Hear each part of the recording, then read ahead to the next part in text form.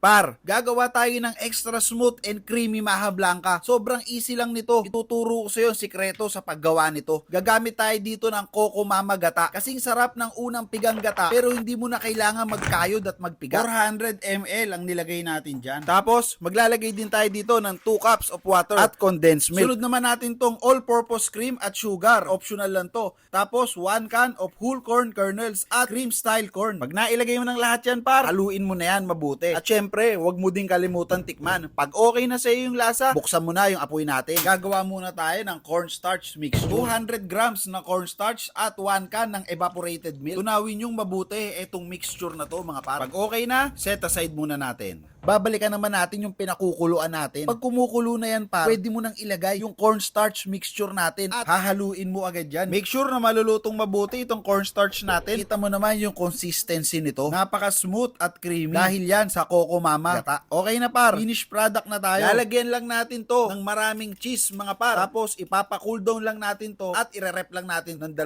oras or mahigit pa. Itong maha blanca, perfecto sa kahit anong okasyon. Kaya itong recipe na to, paniguradong panalo. Salamat sa panonood mga par!